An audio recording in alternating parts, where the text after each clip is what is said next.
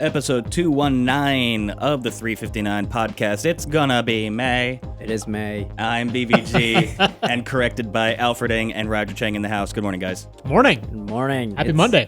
Happy May. May Day. It's May. It's May. Now, why is it we're the only ones who don't get May Day off? UK and Australia get the day off. Because America doesn't need May Day. But we need another holiday. No, we don't. I do. Fine. All right. We've got a busy day for you. We're talking about Apple's earnings tomorrow. Also tomorrow, Microsoft is holding its EDU event, so we'll be previewing that. And lastly, we'll be talking about what Donald Trump said. Again. Great. Yep. I know you can get excited. All right. As always, if you have any questions, leave them in the comment section. Brian will pick out the best, and we'll get to them in 3 minutes and 59 seconds. Here we go. From 3, 2.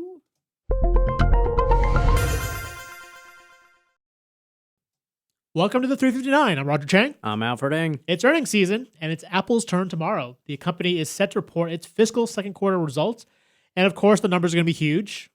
Analysts expect it to sell 52 million iPhones, a tick up from a year ago when it reported its first decline ever.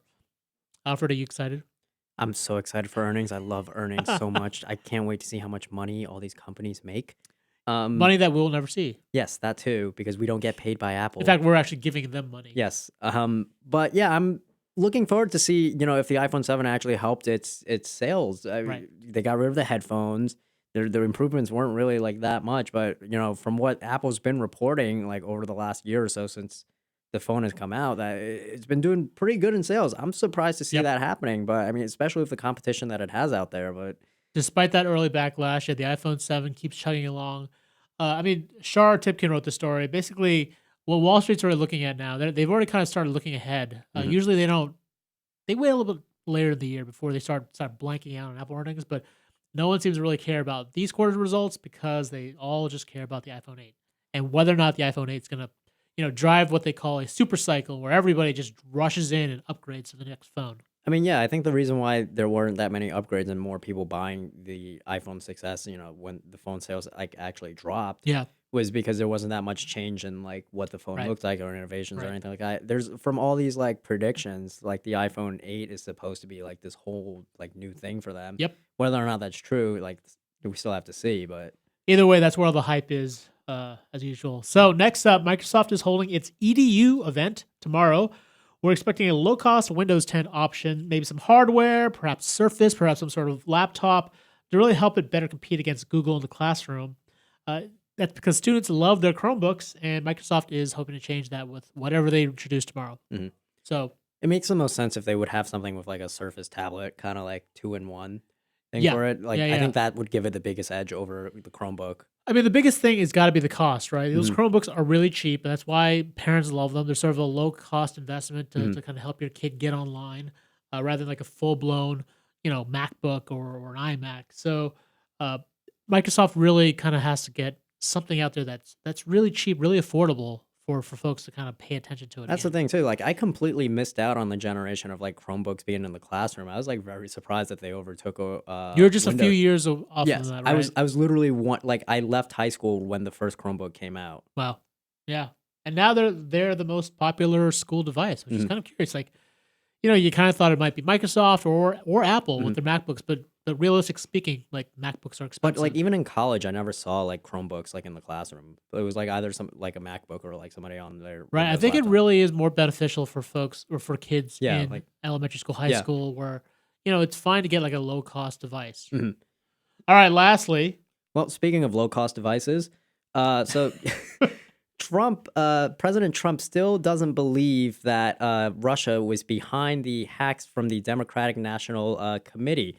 In an interview with CBS's Face the Nation, he says that it could have been anybody, could have been China. He's basically not denying that Russia might have been behind it, but he's also saying that anybody could have been behind it, and it's very hard to prove, which, to be fair, it is. I mean, during WikiLeaks' like reveal of, the CIA's tools, one of the tools that they had was about being able to frame other countries. Now, that being said, though, I mean, there's a lot of evidence pointing towards Russia's way, and he's still saying that it could have been anybody. Right. It is just weird that he's speaking about, like, when he was a candidate, that's one thing. But Yeah. now he's the president of the United States. So whenever he speaks, there's an air of authority. Yes. And so, yeah, that he's still kind of doing this weird wishy-washy. It could have been China thing was a little weird. He's sticking by his firm stance of, I don't know. Right. All right. For those stories and more, check us out on CNET. I'm Roger Cheng. I'm Alfred Ng. Thanks for listening.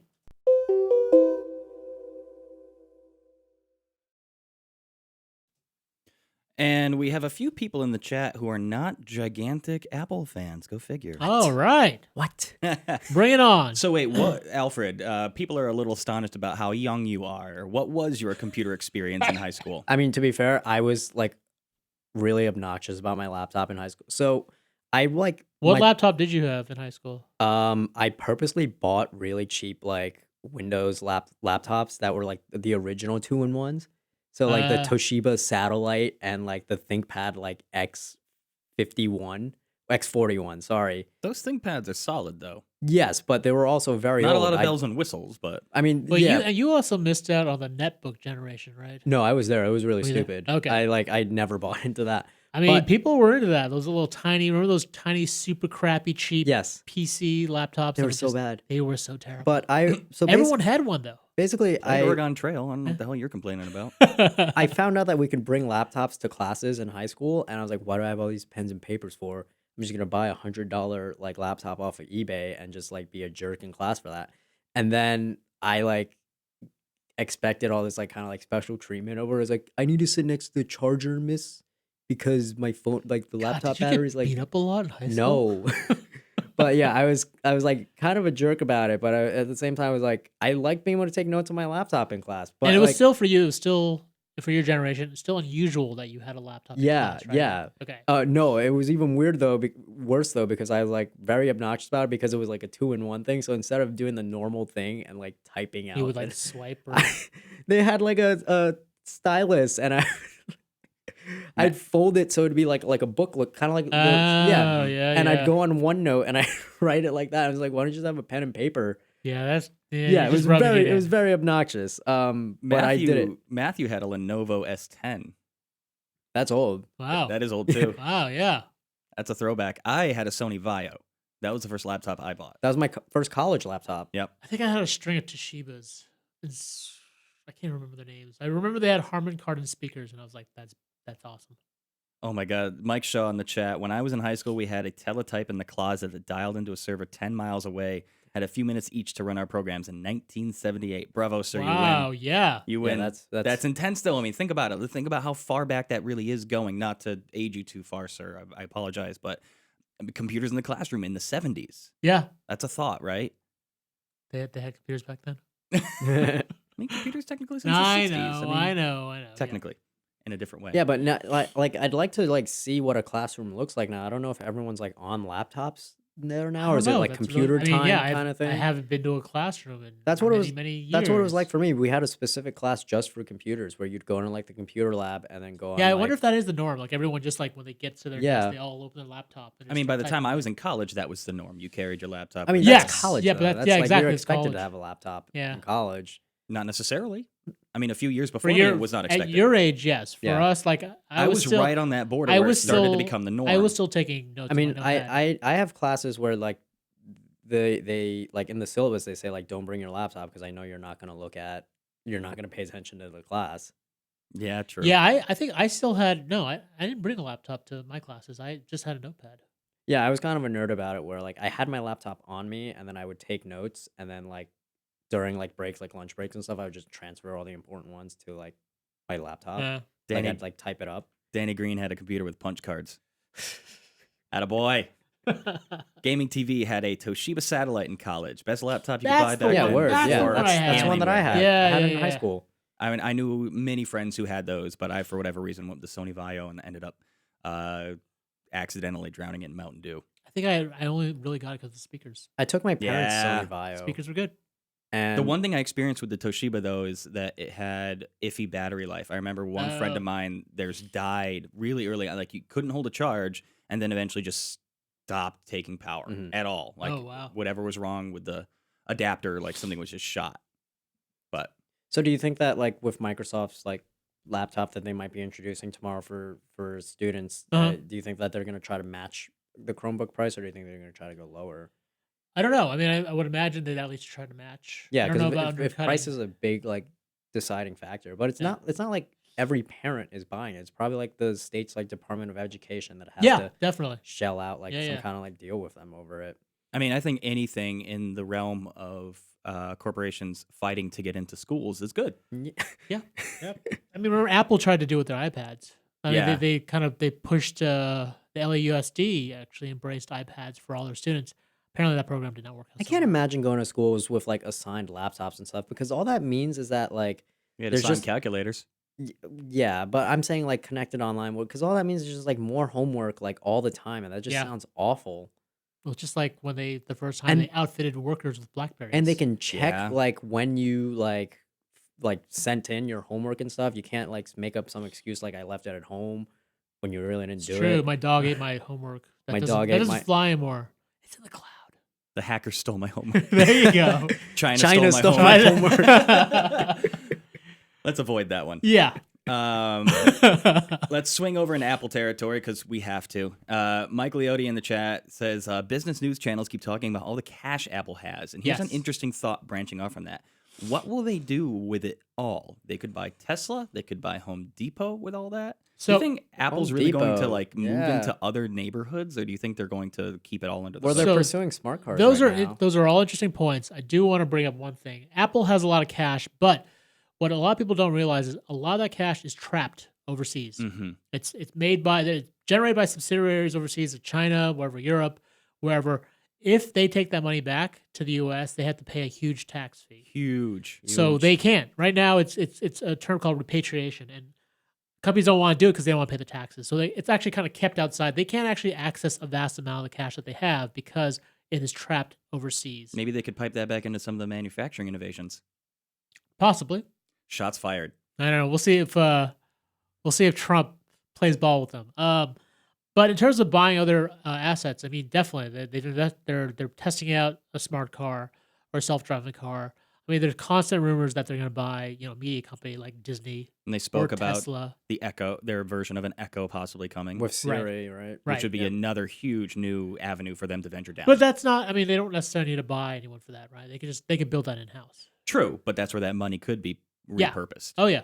Not repurposed. That's not the right term. Just purposed. I mean, right? it's a lot of money. They could buy a country or two. Whoa. They could. Apple Land. Where are you from? Boy. Apollonia? Yeah.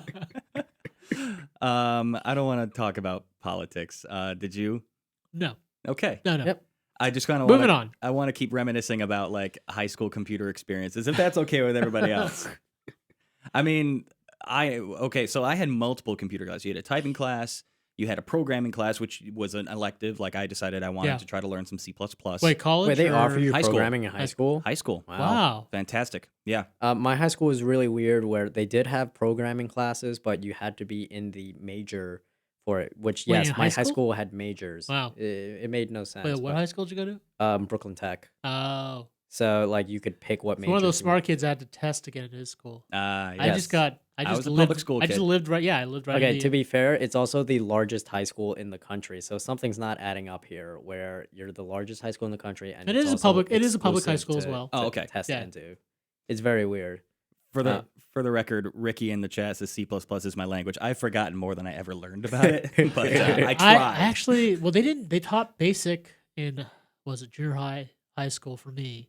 I tried to learn C++ in college, and I think I spent 2 weeks in class, and I dropped out of it immediately. I thought it was fascinating because that kind of spawned a lot of attention from people who were more into it than I was, and I got a friend who decided to want to learn Yeah.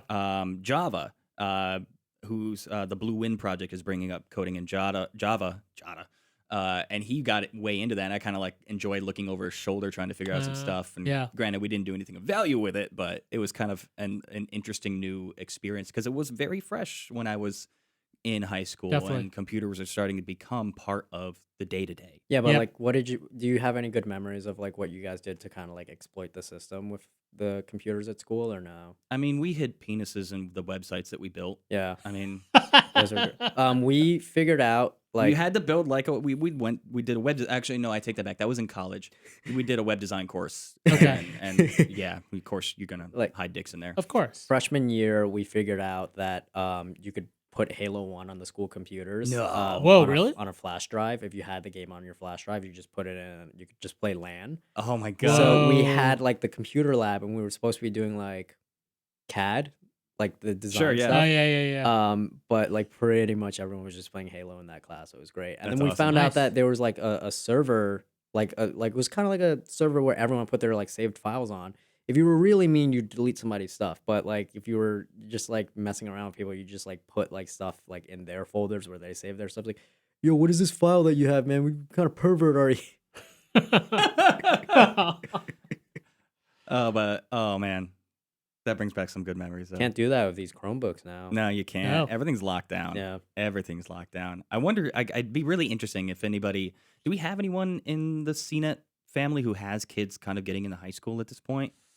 Oh no! Actually, think not my here. boss Bonnie, her kids in high school going into college actually right Yeah, now. I'm trying so to it'd be kind think of through the rest interesting of our to find. staff. I think most of them are fairly young still. Anybody out there in Chatland got kids or know family friends who've got kids in that high school era right now? What the computer experience is right now for them? I've been invited to go speak at my high school a few times now. I feel like I should just go just to like spy on them and see what kind of God, like, what would you tech they're talk using. about? They want my journalism teacher wants me to talk. Oh, jeez. I'm like, I don't want to be a bad influence to your students. So Just stay out of journalism. yeah, You're not basically gonna make any money. keep the Stay dream out. alive. Oh my god. Blue In Project. I got into my old school server when I was there and found a way to get around the server in grade 9. That's impressive. Wow.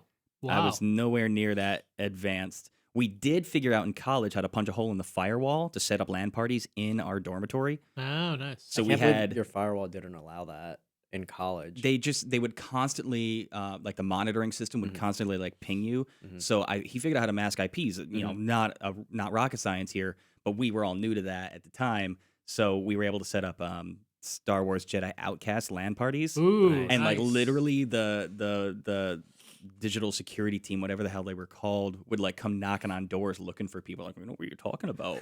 I'm writing a paper. Nice. That was fun though. That was fun.